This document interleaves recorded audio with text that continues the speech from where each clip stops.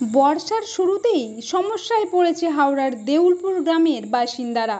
হাওড়ার পাঁচলা বিধানসভার অন্তর্গত দেউলপুর গ্রাম পঞ্চায়েতের কালীতলা থেকে জালালসি বউবাজার পর্যন্ত কিছুদিন আগেই তৈরি হয়েছিল নতুন পিচের রাস্তা, কিন্তু মাসখানেক যেতে না যেতেই উঠে যাচ্ছে রাস্তার পিচ।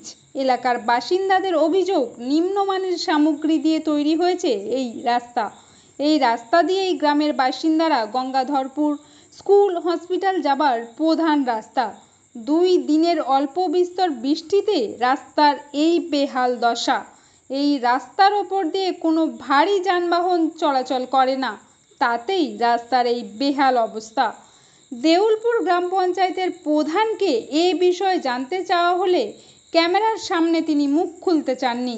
তবে জানিয়েছেন, নবান্ন থেকে প্রতিনিধি দল এসেছিলেন, তারা রাস্তা পর্যবেক্ষণ করে গেছেন। যে ঠিকাদার কাজ করেছে সেই রাস্তা ঠিক হয়নি, ভালো করে তদন্ত করে যেটা করার দরকার সেটা করার দরকার আছে। আর এই যে রাস্তা হয়েছে, এর রাস্তা ঠিক হয়নি দাদা, ঠিক আছে? এটা আপনাদের কাছে অনুরোধ, দেখুন পয়সা খরচা হচ্ছে, জিনিস ঠিক হচ্ছে না, তার জন্য আপনারা ব্যবস্থা করুন।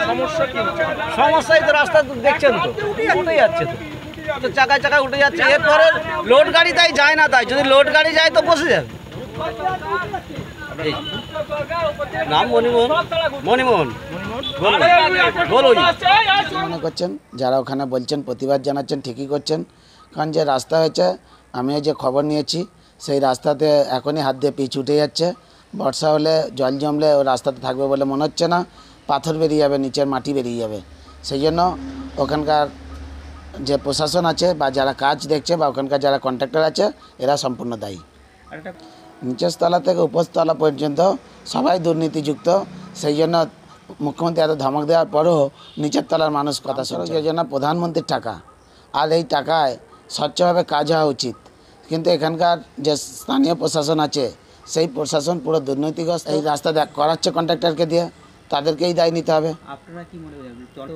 তো ইমিডিয়েট আমার ওখানের লোকাল স্থানীয় নেতৃত্বকে বলবো, আপনারা লিখিত অভিযোগ করুন, আর এই অভিযোগের ভিত্তিতে যদি পুনরায় কিছু প্রশাসন ডিসিশন না নেয়, তাহলে আমরা আবার বৃহত্তর আন্দোলনে যাব। সাধারণ সম্পাদক, হাওড়া জেলা ভারতীয় জনতা পার্টি। কালীতলা থেকে একেবারে দেউলপুরের বাঁধের বাজার পর্যন্ত এই রাস্তা সংস্কার হচ্ছে। নতুন করে পিডব্লিউডির আন্ডারটেকিং তারা করেছে এই রাস্তাকে, এবং এই কাজ হচ্ছে। এই কাজ করার জন্য যে পরিমাণে, যে মানের কাজ হওয়া দরকার, আমি জানি না স্কিমে কত টাকা আছে বা কী আছে, কিন্তু আমি জানি এই 4টে স্তরে কাজ হয়, আগে এই ধরনের কাজ হয়। আর বর্ষা শেষ হলে এই রাস্তাগুলো আর মানুষ চলতে পারে না। এটা হচ্ছে চিরাচরিত প্রথা হয়ে দাঁড়িয়েছে। এখন পিডব্লিউডির যে রাস্তাগুলো আন্ডারটেকিং আমাদের পাঁচলায়, সব রাস্তায় কিন্তু এটা হয়। একটা করে বর্ষা আসে, তার আগে কাজ শুরু হয়, আর বর্ষা একটা করে শেষ হলেই সে কাজ বন্ধ হয়ে, মানে সেই রাস্তা নষ্ট হয়ে যায়।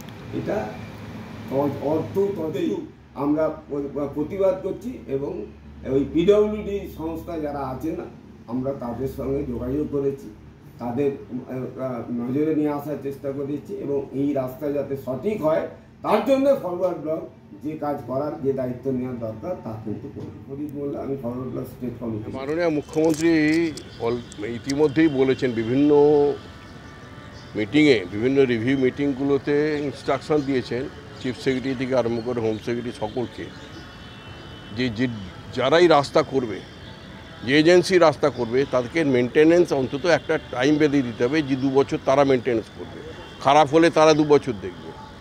এটা করে দিয়েছে। এখন ব্যাপার হচ্ছে, নিচের তলা থেকে যদি চুরি করা শুরু হয়, এত চুরি যদি হয়, যারা সরকার তারা রাস্তা করা সদিচ্ছা নিয়ে রাস্তা করার জন্য টাকা দিচ্ছে, এবং যারা এই টেন্ডারগুলো দিচ্ছে নিচুর তলার ক্ষেত্রে, সেই ক্ষেত্রে যদি অসাধু কার্যকলাপ চলে, যদি আর যারা এই টেন্ডার দিচ্ছে, যারা এই ধরনের কাজ করছে, তাদের বিরুদ্ধে কঠোর ব্যবস্থা নেই, তাদের ব্ল্যাকলিস্টেড করা উচিত। তাদের ব্ল্যাকলিস্টেড করে, আমি বলবো না কোথা থেকে দুর্নীতি হচ্ছে, যেই দুর্নীতি করে থাকুক তার বিরুদ্ধে কঠোর আইনানুগ ব্যবস্থা নেওয়া উচিত, এবং এদের ব্ল্যাকলিস্টেড করা উচিত।